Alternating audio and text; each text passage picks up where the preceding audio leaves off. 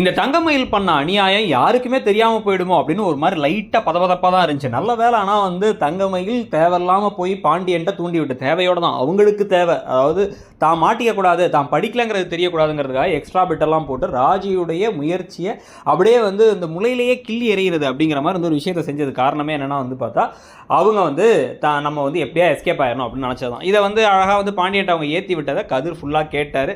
ஆனால் அது வந்து மற்றவங்களாலாம் போட்டு உடைக்காமல் தனியாக கூப்பிட்டு தெளிவாக கேட்டுறாரு. அதாவது இப்போ வந்து எங்கள் அப்பா ராஜியை வந்து இந்த பிஸ்னஸே பண்ண வேணான்ட்டார், இந்த டியூஷன்லாம் நடத்தக்கூடாதுன்னு சொல்லிட்டார். அதை வந்து சொல்ல வேண்டிய ஆள் ராஜி தான். ஆனால் நீங்கள் முந்திரி கொட்ட மாதிரி முந்திக்கிட்டு போய் சொன்னதும் அது உங்களுக்கு சம்மந்தமே இல்லாத விஷயத்தை மூக்க நுழைக்கிறதுக்கு நீங்கள் யார், நீங்கள் எப்படி இதை பண்ணலாம் அப்படின்னு வந்து பட்டுன்னு கேட்டுறாரு. எந்த அளவுக்குனா கதிர் வந்து அவங்க அப்பாட்டே கேட்குறவர்.